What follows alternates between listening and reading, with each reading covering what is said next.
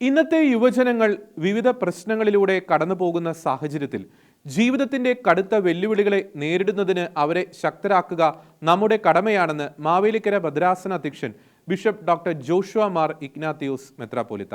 മലങ്കര കത്തോലിക്ക സഭ മാവേലിക്കര ഭദ്രാസനത്തിൽ നടന്ന ഭദ്രാസന സംഗമത്തെക്കുറിച്ച് ഷെക്കിന ന്യൂസിനോട് പങ്കുവയ്ക്കുകയായിരുന്നു അഭിയുന്ന പിതാവ്. മാവേലിക്കര ഭദ്രാസനത്തിന്റെ 14ാമത് ബൈബിൾ കൺവെൻഷനും ഭദ്രാസന സംഗമവും നടത്തപ്പെട്ടു. മാർച്ച് 29 ഭദ്രാസന സംഗമത്തോടനുബന്ധിച്ച് രാവിലെ 8 മണിക്ക് രൂപതാധ്യക്ഷൻ ബിഷപ്പ് ഡോക്ടർ ജോഷുവ മാർ ഇഗ്നാത്തിയോസ് മെത്രാപ്പൊലീത്തയുടെ നേതൃത്വത്തിൽ പ്രഭാത പ്രാർത്ഥനയ്ക്ക് ശേഷം വിവിധ ഭക്തസംഘടനകളുടെ സംഗമവും നടത്തപ്പെട്ടു. പുന്നമൂട് സെന്റ് മേരീസ് കത്തീഡ്രൽ ദൈവാലയമാണ് മലങ്കര കത്തോലിക്ക സഭ മാവേലിക്കര ഭദ്രാസന സംഗമത്തിന് വേദിയായത്. ഭദ്രാസന സംഗമത്തിൽ മതബോധന വിദ്യാർത്ഥികൾ, വൈദിക സന്യസ്തർ, അൽമായർ തുടങ്ങിയവരുടെ സംഗമവും നടത്തപ്പെട്ടു. രാവിലെ 8:30 മാർ ബെസേലിയൂസ് ഹാളിൽ നടന്ന വൈദിക സന്യസ്ത സംഗമം ഫാദർ സ്റ്റീഫൻ തോമസ് ചാലക്കര നയിച്ചു. കത്തീഡ്രൽ അങ്കണത്തിൽ MCYM സംഗമം നടന്നു. സംഗമത്തിൽ 2025 വർഷത്തെ പ്രവർത്തന വർഷ ഉദ്ഘാടനം നടത്തപ്പെട്ടു.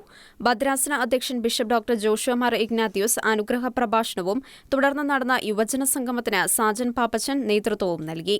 ഗ്രിഗോറിയസ് ഹാളിൽ നടന്ന MCMF സംഗമം വികാരി general right reverend monsignor doctor Stephen Kulathumkarottu നയിച്ചു. കത്തീഡ്രൽ പാരിഷ് ഹാളിലാണ് സൺഡേ സ്കൂൾ സംഗമം നടന്നത്.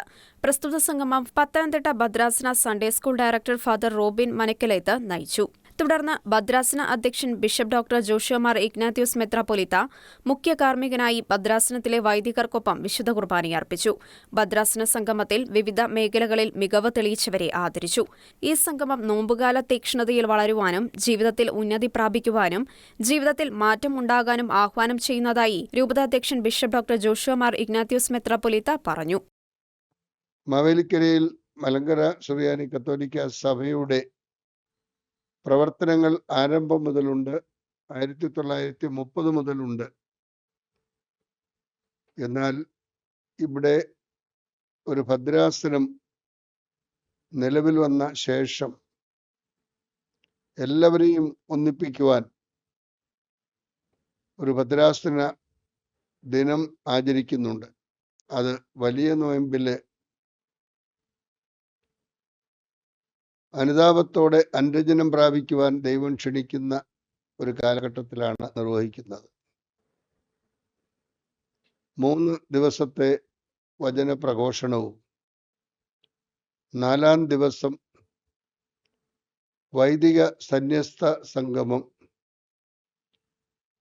അൽമായ സംഗമം, MCA മലങ്കര കാത്തലിക് അസോസിയേഷന്റെ,